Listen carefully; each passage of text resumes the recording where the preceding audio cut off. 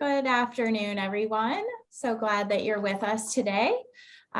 Welcome to our Alumni Insights webinar featuring Natalie Schweizer, a graduate of the Duquesne School of Education. I'm Sarah Speary, the AVP of Alumni Engagement, and I'm excited to have you join us to learn more about what's so great about 0 to 8. Before I begin the introduction of our presenter, I'd like to take a moment to thank my colleague and alumna, Audrey Tierney, Director of Alumni Programming, for arranging for this program. Audrey will be managing the technical aspects of the webinar. Throughout the presentation, your microphones will be muted, but you're welcome to submit questions or comments through the chat feature found on the toolbar on the bottom of the screen. Pre-submitted questions and those received through the chat will be addressed time permitting following Natalie's presentation. Now, I'm pleased to introduce our presenter.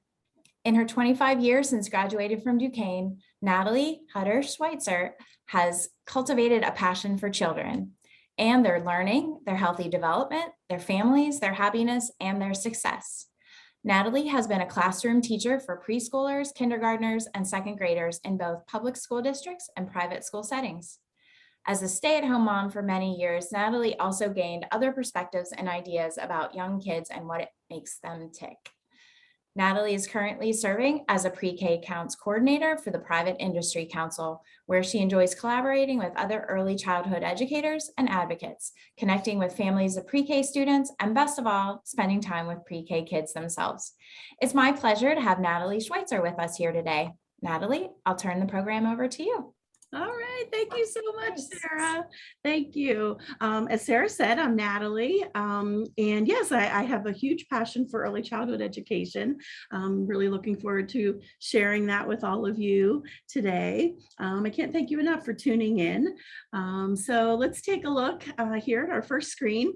What is so great about 0 to 8? The birth to age 8 piece of human development for a long time has been understated, kind of underappreciated, and certainly underfunded. But I think perspectives are changing, and that's exciting. We've definitely come a long way from the Puritan beliefs, in the 1600s, where children were just mini adults, So we know a lot better than that now. Let's look at our goals for our time together.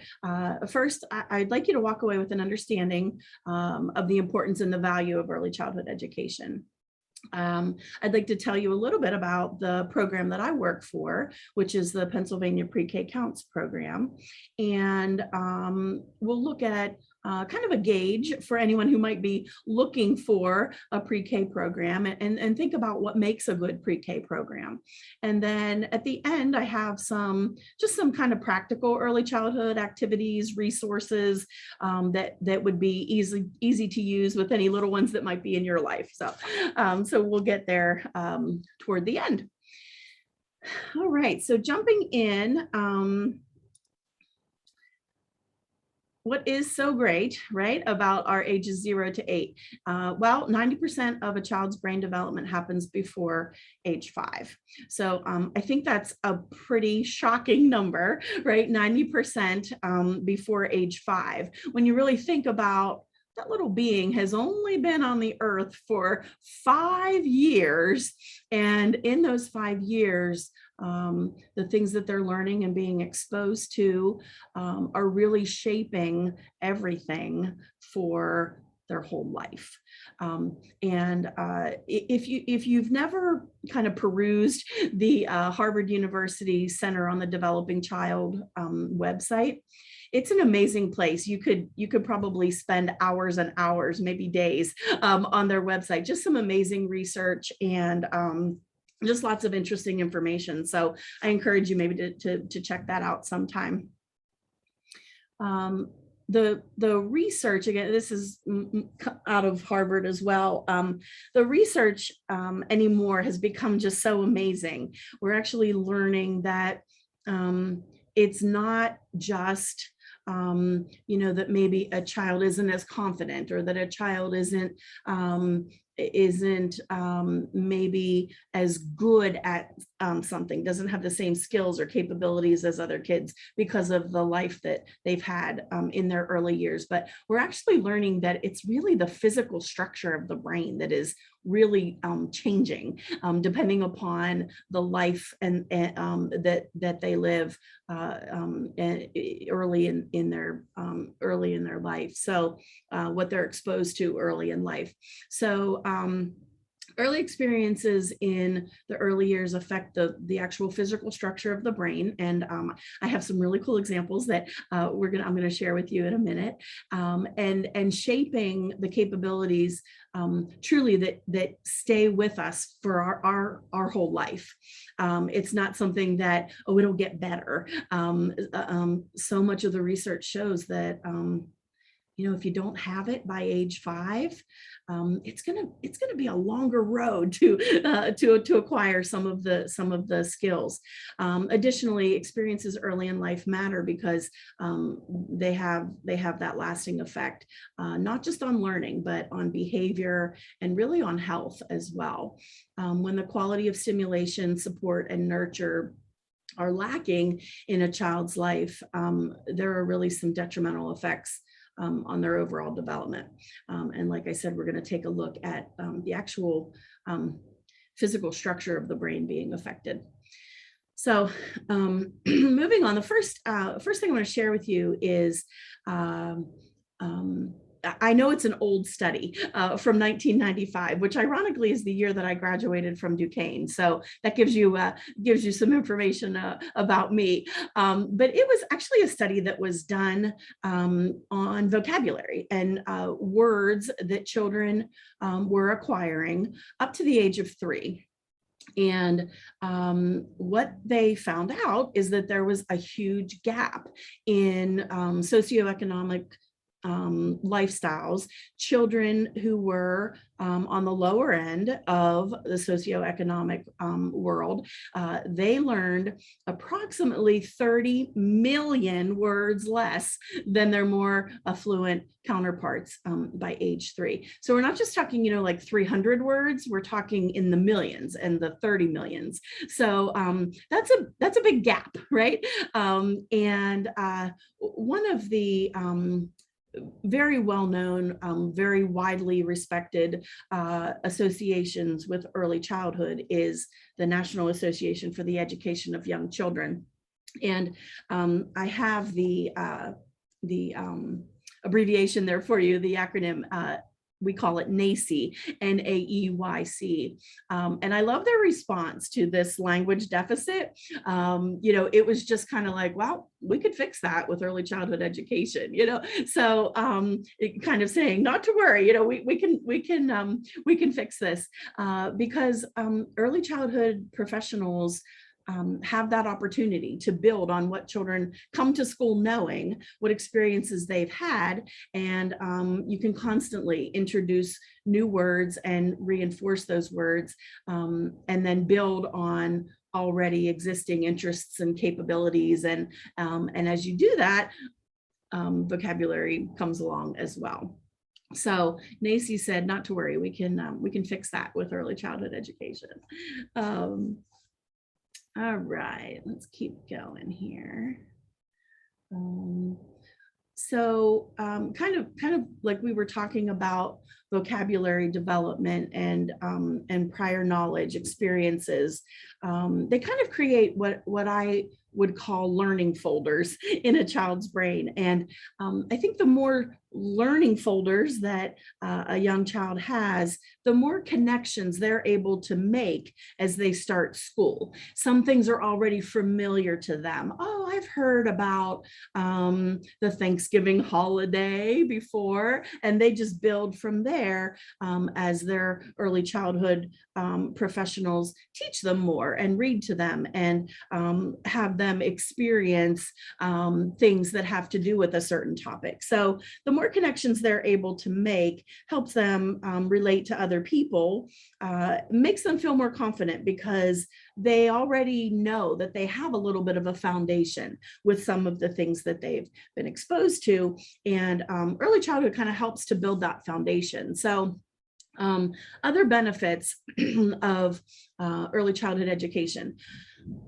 Really a big one that I see in the work that I'm doing right now is we are kind of the first line of defense, for parents in terms of children being with other people outside of their family.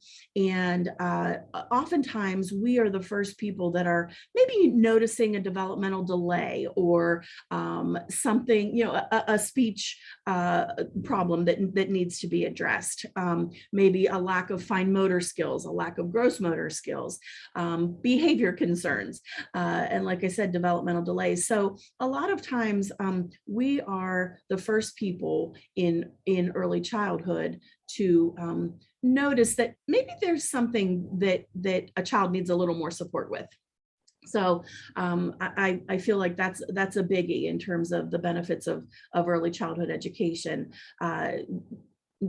Identifying any type of developmental delay, and then thus supporting the child and getting them some early intervention services. When there are learning gaps and delays, those can be reduced greatly by those early intervention services. Kind of the old saying of nipping it in the bud, getting to it right away.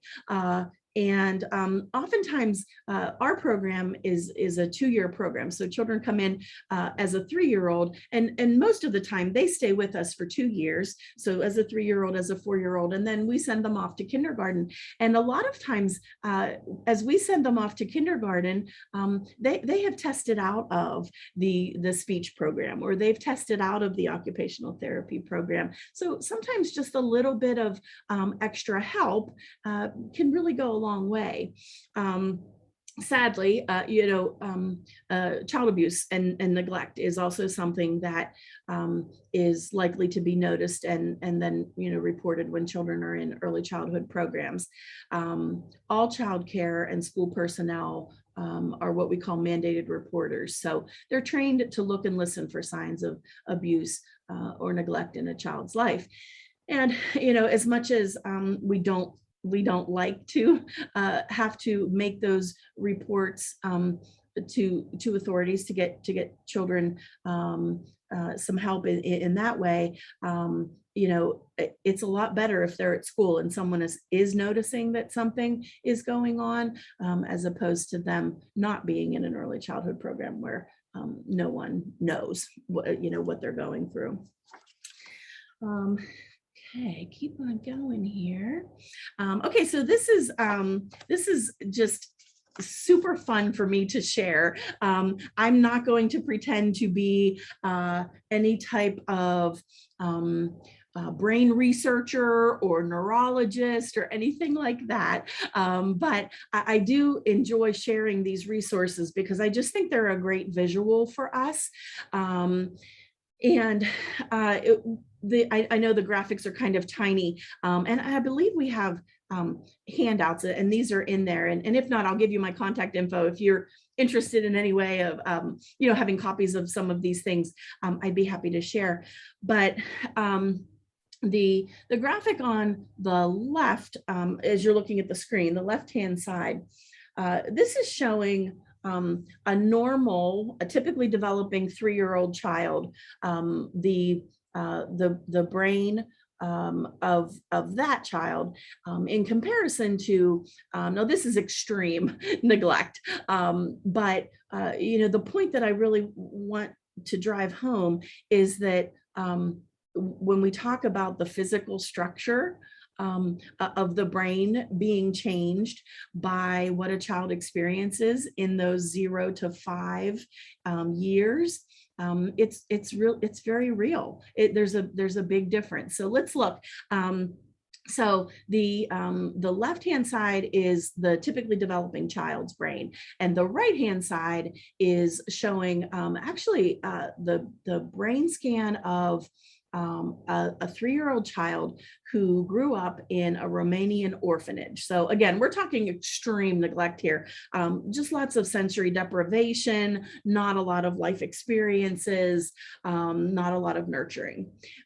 So we can actually see that on the right brain scan, the size of the ventricles, which are kind of those little pockets or holes that are in the center there, we can see that those are very enlarged on the child who was experiencing the sensory deprivation and the neglect.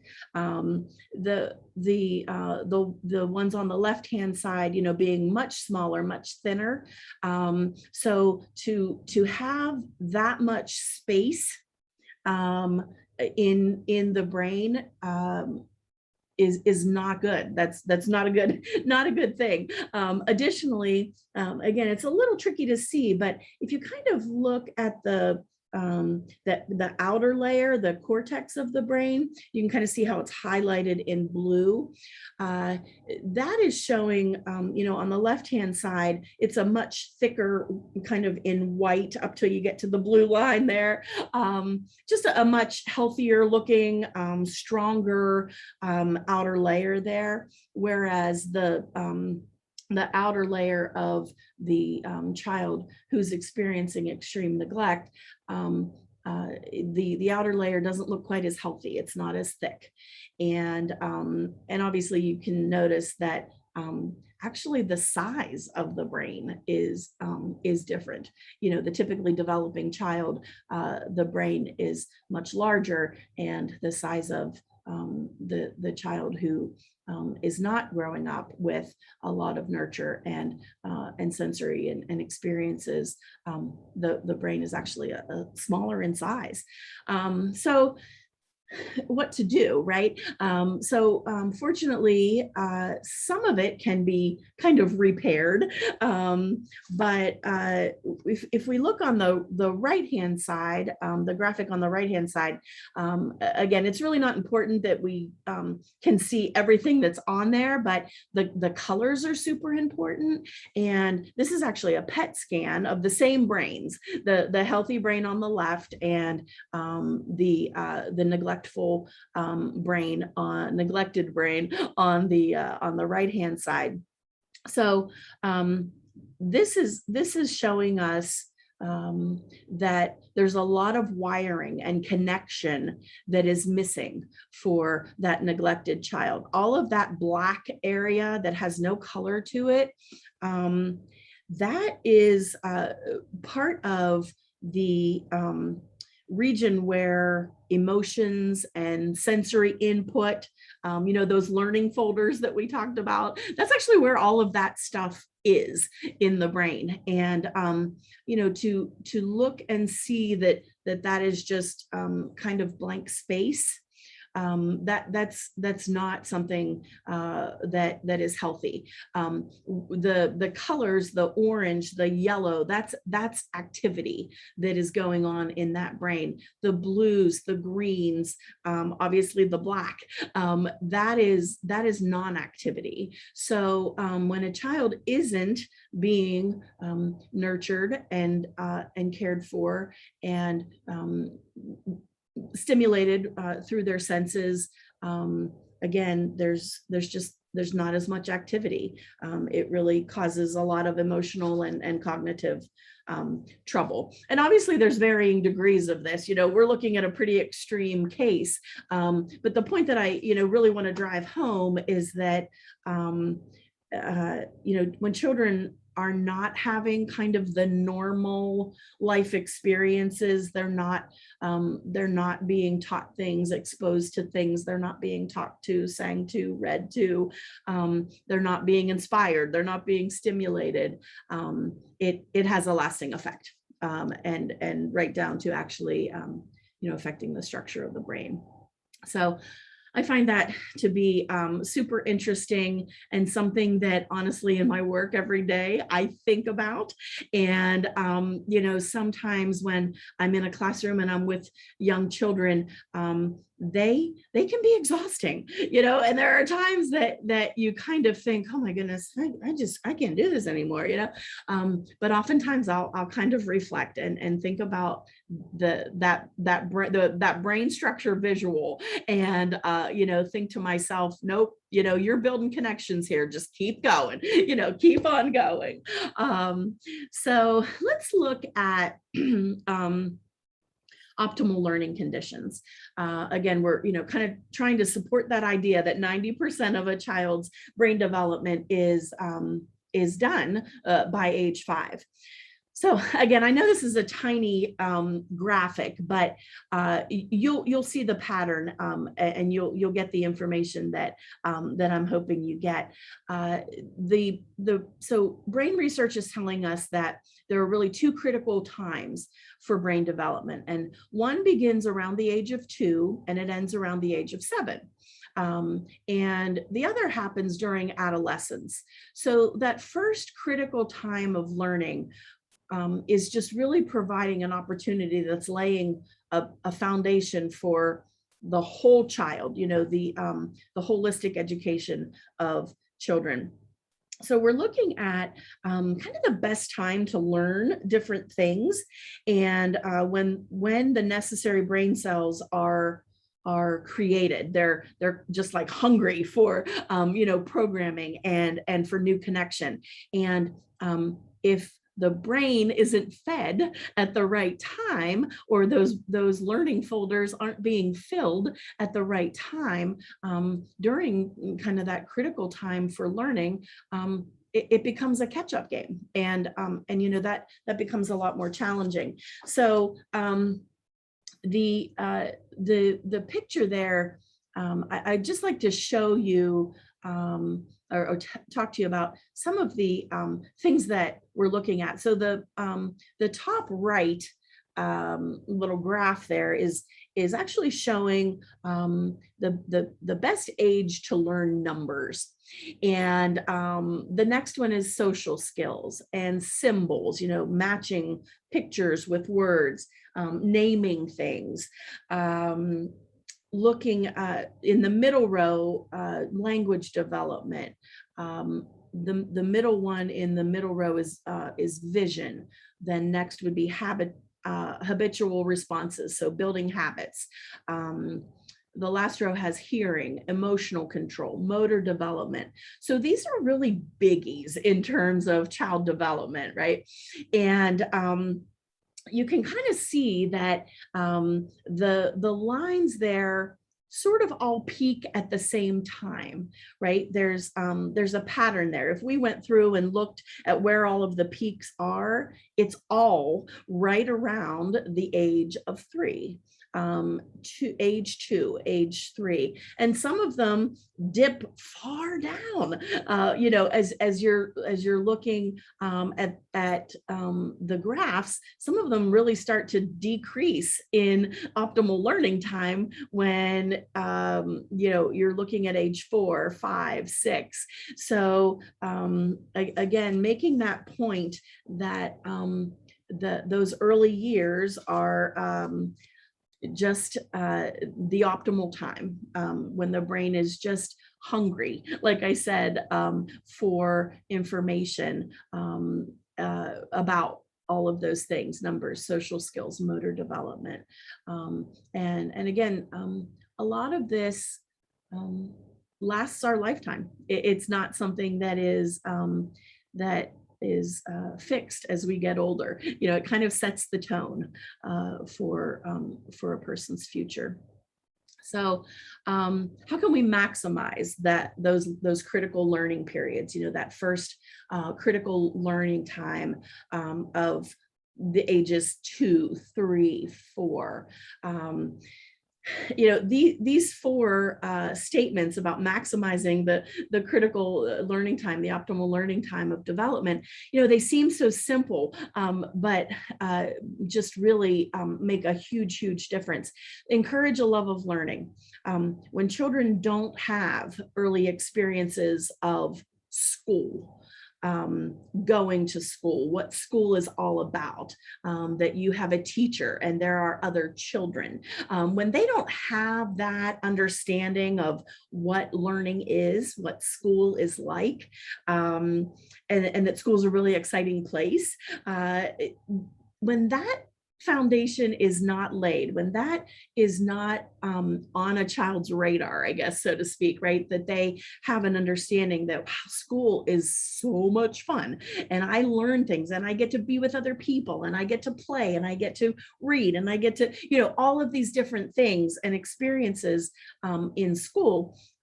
If they're not getting that foundation, that learning is awesome, and learning is just something that is so great, then that point gets a lot harder to drive home as they get older. Another way to maximize those critical learning periods would be to focus on breadth, not depth. So kids need lots of experiences. They need to be with a lot of different kinds of people, obviously supported, by adults that they trust, but they don't need to really become an expert in any one topic or one area. They need a lot of experience, a lot of exposure, lots of different things and lots of different people. Another way, and really, there's a lot of research now saying, and we're going to talk about that in a minute, but there's so much now saying that, forget the ABCs and 1, 2, 3s.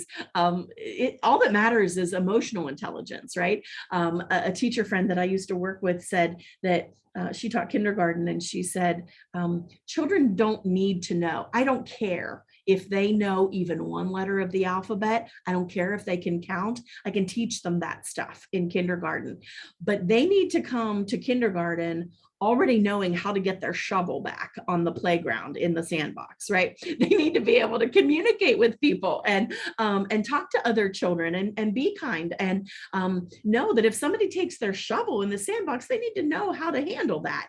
Talk about it and say, hey, I was using that, instead of, maybe turning to a more aggressive or physical way of getting that shovel back. So more attention to emotional intelligence. And then also the idea of not treating the education of young children as not real learning. It's just like a precursor, all they do is play, that's their learning. That's real learning. Continuing on here, just a little bit more, and this is from the National University, a little bit more information about developing that whole child, the social domain, the emotional domain, the cognitive domain, the physical domain. Those are all things that build a really solid foundation for kids and for their lifelong learning, for their well-being. Again, it affects their behavior, their habits, the way they handle things, as a future adult. And when they're in an early childhood program, they're being nurtured and cared for, and learning about responsibility and learning what skills they have, what things they're good at and things that they'd like to learn more about.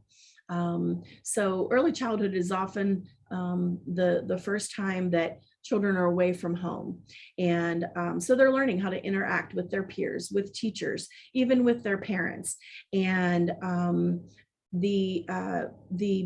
this kind of beginning time of development also sets the tone for their personal interests and things that they often stick with, things that they're interested in throughout their lifetime.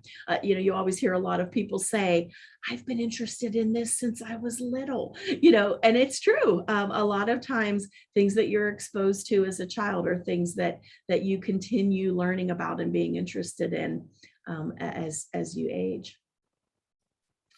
Also, here's some information, like I was alluding to, the National University advocating that it's way more than the ABCs and the 1, 2, 3s.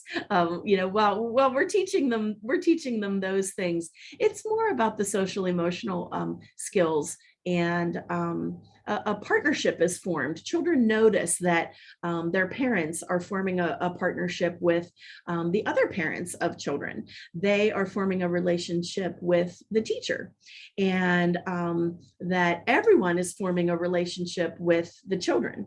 And when that groundwork is laid well, it makes for just great communication throughout the child's whole academic career. And when parents are supportive and show the value in school and in what the child is learning, they show an interest, that's a big part of that foundation being strong for kids too.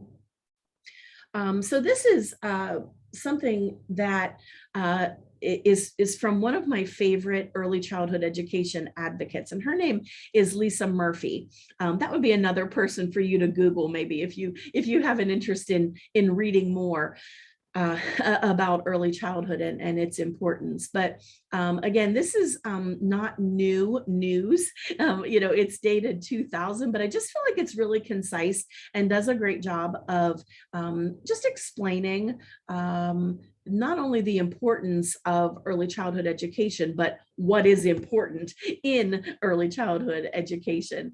So this is from a writer for the Chicago Tribune Review by the name of Ronald Katulik. And the title of his article that he wrote, citing an early childhood study, was A Good Beginning, Sending America's Children to School with the Social and Emotional Competence that they need to succeed. And this study was also supported by the National Institute of Mental Health and also by NACCE that I mentioned before, the National Association for the Education of Young Children. So Katulik wrote that it's people skills, not ABCs, that aid kindergartners. And for years, we thought that if children knew their shapes and their colors and they could recognize letters and they could write their name, that was good, that they were ready to go to kindergarten.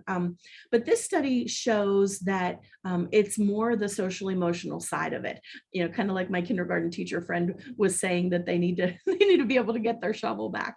It's more about being friendly, being attentive, being curious, being ready to learn.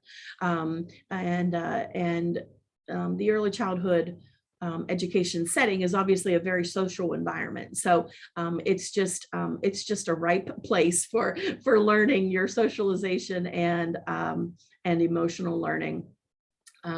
So brain research, again, kind of going back to those brain scans that we looked at, children are learning how to get along with other people, how to control their feelings, and those things influence the very early experiences of kids. And those social and emotional competencies are just really important for school success and for life success. You got to learn how to deal with people if you want to be successful in life, right? So parents and teachers and caregivers can all improve a child's chances of success in school and beyond by fostering a strong relationship. And that relationship between family and children should enhance their confidence, their independence, their curiosity, their motivation, their persistence, their self-control, their cooperation, their empathy, and their ability to communicate. You got to communicate about getting that shovel back. Can't just smack the person who took it, right? This is one of my favorite quotes ever from Sidonie Gruenberg, and she was a parenting expert, a writer, and the director of the Child Study Association of America. And she said that home is the place where boys and girls learn how to limit their wishes, abide by rules, and consider the rights and needs of others. So those are things that should be learned in that peak optimal time of learning, right? Those 2, 3, 4 years. And Sidonie Gruenberg called it home training. That children need to have some home training before they even come to an early childhood setting, but sometimes kids miss out and they don't have that home training. So early childhood education can really help that. And all kids need an early childhood education program to learn those people skills. Again, being exposed to more than just your inner circle of your family and neighbors and friends, and that leads to just great connection, not just with people, but also with the world out at large, right? Things that we can learn and enjoy our whole life through. So again, just information about kind of basic science, telling us it's really all about the social emotional end of things. This report is out of Columbia University, the Center for the Advancement of Children's Mental Health, and the report is pointing out that kids who don't start kindergarten socially and emotionally competent are often not successful in the early years of school, and then can be plagued in a number of ways: behaviorally, emotionally, academically, socially, developmental problems that truly continue into adulthood. If those optimal learning times and those learning folders weren't taken care of at an early age, there's lasting effects. Not only is early childhood education good for kids, it's also good for our country's workforce. All right, this is from Rasmussen University. Washington, D.C. Kind of did something interesting where they made universal preschool. It's a part of their public school. Preschool is not a separate thing. It's something that is free, subsidized. It's something that is for 3 and 4 year olds to take advantage of without any kind of economic requirement, any kind, no eligibility requirements. And they looked at the kind of the economic payoff, I guess. And there was a 10% increase in workforce participation, simply because the children were in early childhood programs, and not always just the moms, but the moms then were able to work, and then that obviously feeds the workplace and the economic health. So just kind of an extra added benefit, right? Okay, so let's talk a little bit about what Pennsylvania is doing for early childhood education. The program that I work for is the PreK Counts program. A lot of people have heard of Head Start, which is a federally funded program that has been around for a long, long time. And now there's also Early Head Start. So Head Start is like 3 and 4 year olds, and then Early Head Start is birth to age 3. So Early Head Start and Head Start, again, a federally funded program. And PreK Counts is a state funded program for 3 and 4 year olds. And there are qualifications for the program. This is coming out of the Office of Child Development and Early Learning. But we have a very wide range of children that we can include in our program. So Head Start goes to 100% of poverty level. Those are the children that are eligible for that federally funded program. And then we kind of pick up from there. The PreK Counts program is from 100% of poverty level up to 300% of poverty level. So we have a nice wide range of families that we can include. And this kind of just gives you a little bit of a benchmark of the 2021 poverty guidelines. So for a family of 4 to qualify for the PreK Counts program, they can make in the range of $26,500 all the way up to $79,500 and qualify for preschool free to the families with certified teachers. Most of our preschool programs are in public schools, which makes for a nice transition for the children. Oftentimes their preschool program is located in their elementary school. And so when they go to transition to kindergarten and first grade, it's old hat, right? They've already been going to that school for a couple of years with the preschool program.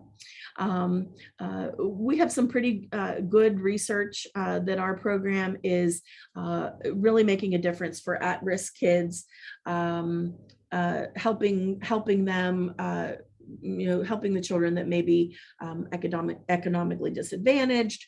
If they are learning English as they're an English language learner. It used to be called English as a second language. Now it's called English language learners, or cultural, academic, developmental delays, things like that. I'm proud that our program is helping those children. There was a study done, an impact study done just about a year ago, and the participants of PreK Counts compared to children who were not in a PreK Counts program. They may have been in an early childhood program, but not specifically PreK Counts with certified teachers and with good facilities. There was an increase of 4 to 5 months of learning in math and language development. So that's a pretty substantial amount of skill development in young kids. So we sing our praises. We're proud of that. Just some of the benefits of our program. I work for the Private Industry Council, which actually is a nonprofit organization, and they hold our grant for the PA PreK Counts program. And we've expanded to 14 classrooms all over Allegheny, Beaver, Fayette, and Westmoreland counties. It's a full day of class. We provide two nutritious meals for the children. Again, our teaching staff is certified. We have pretty impressive learning environments, very safe, well-equipped. The grant money is pretty generous and allows us to really just purchase a lot of awesome toys and activities and things that get kids moving and thinking, and again, building that foundation that school is just a great place to be. We do some meaningful assessments on their abilities, again, so that if there are needs for early intervention, we can help families access that. We have not during the pandemic, but we have opportunities for parents to participate in activities, and that makes a nice bond for kids and families. We do vision and hearing screenings. We follow up on just the health of children, and try to encourage the families to make sure that they're keeping those doctor visits and dentist visits and things like that. Working to educate and develop the whole child, everything that makes that, that's making that kiddo tick. This is just a list of our PreK Counts sites that we have within the 4 different counties that we reach right now. We're in Connellsville, Latrobe, Laurel Highlands, the Shaler area, Penn Hills, Southmoreland. We have 1 classroom in Central Valley School District, which is in Beaver County, and then also in the Uniontown area. So if you're looking for a pre-K program, look us up. This, again, I know it's a small graphic, but it's showing pre-K programs in different areas, not just Pennsylvania. I kind of started out by saying that that more funding and more attention and more understanding is coming along about the importance of the 0 to 8 timeframe being super great, right? So states are taking this on a little bit more, taking it a little bit more seriously, that it's really important to have something organized for 3 and 4-year-olds to do, because it affects them as they start kindergarten. It affects them through elementary school on into adulthood. So there are 2 states that have that universal pre-K, like I talked about in the DC area. And again, that is just very similar to public school. It's just something that is a part of the child's education. It's not something that the parents are paying for, and it's offered to everybody, no eligibility requirements. And that's in Florida and Vermont, and again, the DC area. There are 5 states that are moving toward that universal pre-K. That would be New York, West Virginia, Georgia, Wisconsin, Iowa, and Illinois. There are still 5 states in the US that have nothing that is state funded. They have the federal Head Start programming and early Head Start programming, but there is nothing to kind of help that. Pennsylvania goes, our program is that 100% of poverty level up to 300%. So Idaho, Montana, Wyoming, North Dakota, and South Dakota do not have anything yet. So it's obviously hopeful that they come up with something to start supporting those children and families that are in that pre-K age range. And there are actually 38 states that do have some type of state-funded pre-K programming, which is great. And shows again the shift, right, in perspective that that early childhood timeframe is really worth investing some time and money into.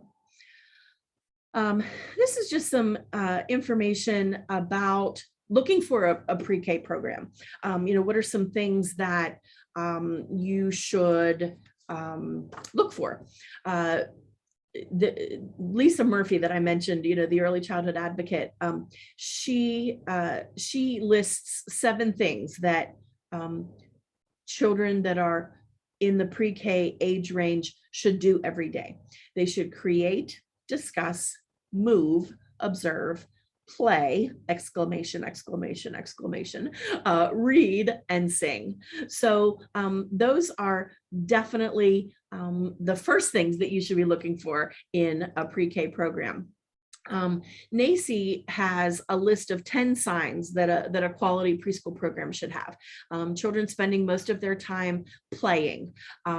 They have access to lots of different activities throughout the day: blocks, construction materials, props, dress-up clothes, kitchen sets, books, art materials, puzzles.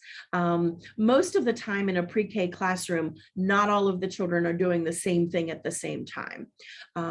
Sometimes the teachers are working with one child, sometimes they are working with a small group of kids, and sometimes they do a large group activity, but usually not for a very long time because of attention spans and because of what we call ants in the pants, right? It's hard for 3 and 4s and 5s to sit for too long. So we can't expect that.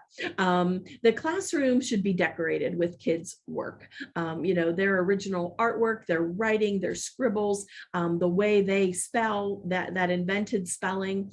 And something that I always look for when I'm in pre-K classrooms, and that I always encourage the teachers that I work with, is just a little blurb of dictation, that a grown-up took some time to talk to the child about what they wrote or what they drew, because sometimes it's hard to decode that, right? It's hard to tell, but they can read it to you, or they can tell you what they drew. It may look nothing like what they're telling you.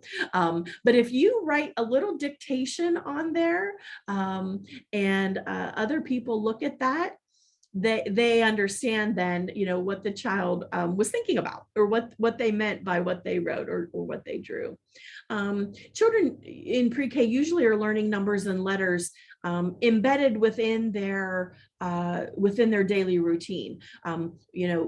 They help with taking attendance. They help with cooking. They help with serving snacks. They count how many children are there. They have a calendar that that they use for counting. Oftentimes the teachers use the month or the word for the day of the week to talk about what letters are in that word. So it's not really a separate activity to learn your letters and numbers. It's kind of embedded within the school routine.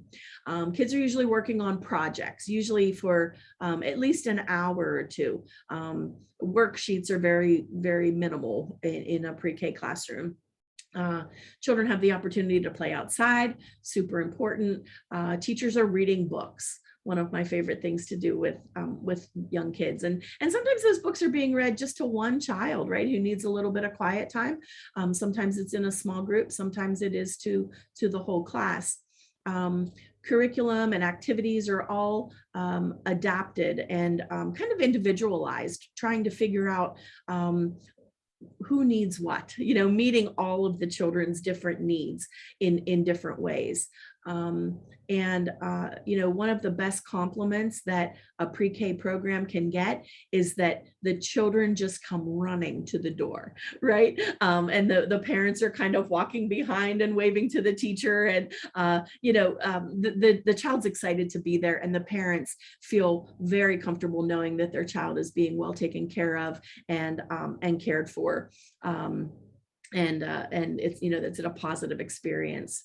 So here's my contact information. If you would ever like some more information, feel free to call me or email me. I love connecting with other people. So I'd be happy to talk more or share any of the handouts that were kind of tiny, some of the graphics that were little. Here's just some further reading and resources, things that might be interesting to Google someday when you have a little bit of time, these winter days coming up. Just a couple of little resources. We talked a lot about social emotional learning. And something else that I would encourage you to look into is the Devereaux Center for Resilient Children. They're doing just some amazing work in terms of the social and emotional aspect of child development. And Rachel Wagner works for the Devereaux Center for Resilient Children. And she shares the idea of using a feelings wheel. And this is something that works with adults too. One of her statements is that you've got to name it to tame it. So be able to name your feeling before you try to work through it and deal with it. And same thing for kids. It can be those simple feelings of being mad or scared or sad. And just kind of identifying the feeling and then talking through that. This is just some information about nurturing a child's mental health, things like being patient and being honest, telling the truth, keeping yourself healthy, keeping yourself feeling good, keeping your brain going, don't get stagnant, right? Things like that. This is something that we use in our pre-K program, and it's so simple, but it just works beautifully. When children are mad or having some big emotions, we try to work with them on their breathing, and we call it 5-star breathing. I know there's square breathing out there. There's something called smell the soup and cool the soup, but getting them to take those nice deep breaths and exhaling can really just do wonders for getting yourself together. Excuse me. Helping children know what to do when somebody gets on their nerves, right? Whenever somebody takes your shovel, how can you handle that? So these are just some tips. Kids don't necessarily know that. Their first instinct is to just smack the person that is annoying them, right? Excuse me, but we like to teach them that there are other ways to handle that. Excuse me, and give them those words. Some tips for raising happy, healthy kids. Sorry, I got a dry spot.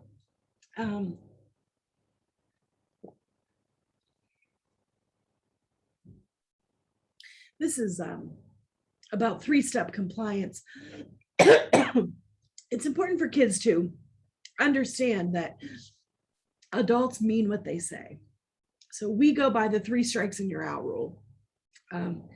When you've asked a child 3 times to do something, the 3rd time, actually physically assist them in following through with what you're asking. Kind of not taking no for an answer, right? So just concluding, thank you so much for your attention. I know we're kind of getting close on time here. So I think we'll go back to Sarah and I'll take another drink here.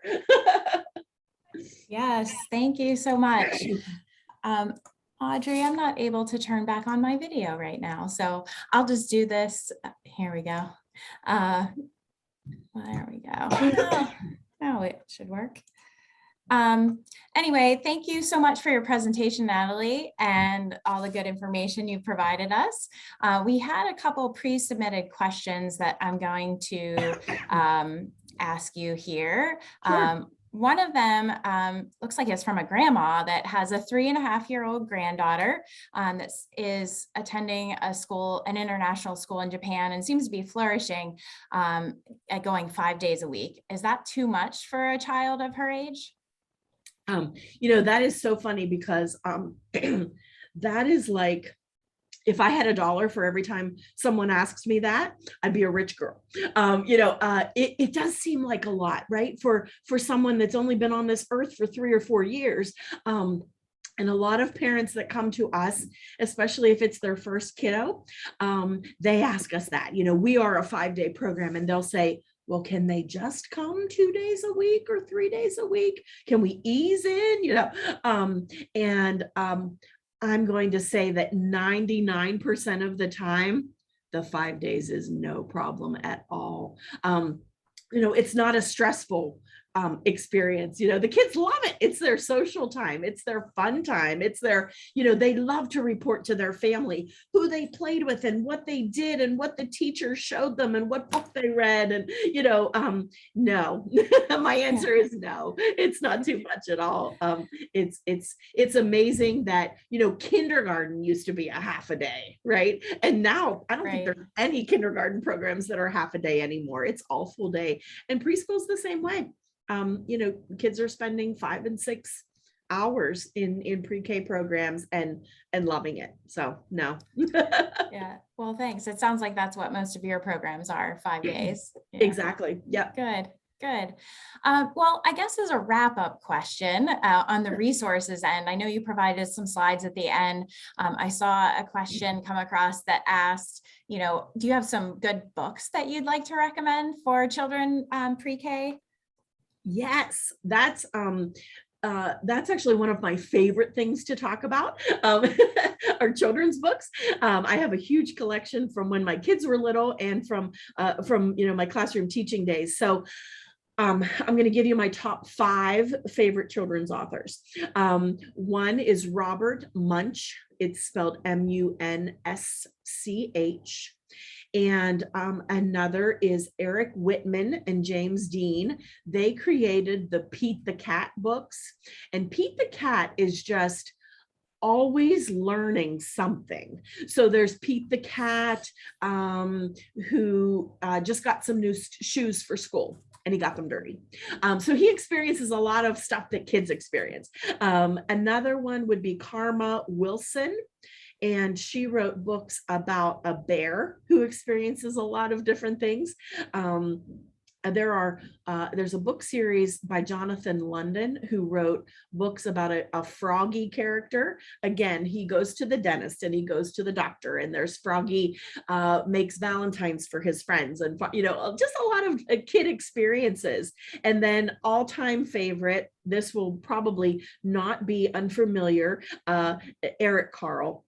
He wrote the Hungry Caterpillar, the Grouchy Ladybug, Brown Bear, all of those wonderful books that are so much a part of growing up. Yeah, I feel like I remember the Froggy stories when I was a kid, and Definitely had Pete the cat with my daughter. So Yes, that's great. yes, That's they're great. good ones. Yep. Yep. Well, thank you so much, Natalie, for your presentation and answering our few questions at the end. Thanks to all of our alumni and friends for attending today's Alumni Insights. In a follow-up email, all the participants will receive a copy of the recording of this program for your reference and sharing. If you or an alumnus that you know is interested in presenting an Alumni Insights program, a link to the presenter application will also be in your follow-up email. So have a great day, everyone. And as always, go Dukes. Thanks, Natalie. Everybody. Thank you so Bye-bye. much. Bye.